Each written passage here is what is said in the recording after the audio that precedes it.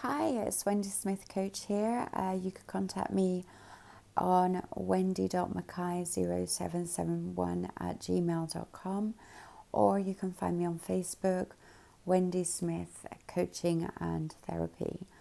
And what I'm talking about today is the importance of learning to reassure ourselves, and why that would be damaging in the long run to a relationship. And it's really hard work for us to always be looking to somebody else for reassurance. It also puts us in a position where you could fall prey to somebody that's controlling and manipulative. It's a sign of low self-esteem, so they would see that as an easy target. So what we do is we actually learn to build our own confidence so that we don't need reassurance from anyone else. We actually feel good about everything we do, because we learn to self-praise, we learn to appreciate that we're good at things, we ask for feedback, we're confident enough to accept feedback as long as it's of the positive kind, the direction that will help us to do a better job if we feel that we're not doing good enough. And it's okay to check in every so often, how's that? How did I do? But if you're constantly doing it, it's extremely draining and hard going for the people around you, who may then end up getting really fed up with being that constant person that you're referring to build your self-esteem.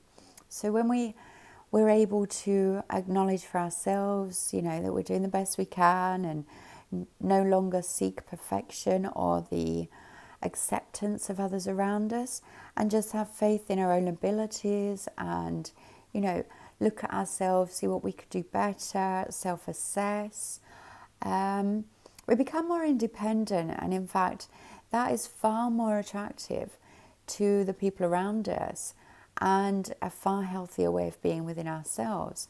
So if you realize that actually you're referring to everybody outside to fill you up with, those good feelings about the efforts you're making, and constantly needing somebody else to say you're doing well, give you a pat on the back, and you want to build your own self-esteem, and you want to build your confidence so that your abilities are good enough, and change those patterns of thinking, then get in touch with me and we can work together and discover what those areas are that we can work with, and get you in a place where you can actually feel that you're good enough as you are, and that you're doing the best that you can do, and obviously to make changes where necessary that will allow you to be comfortable and secure in your sense of self. So by all means, give me a shout.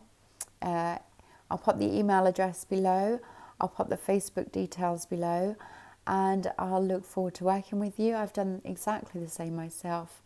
Obviously, needing points us in the direction of a person who appears needy to everybody else, and that's actually an energy that is very off-putting for a lot of people, especially if we're looking for a potential partner.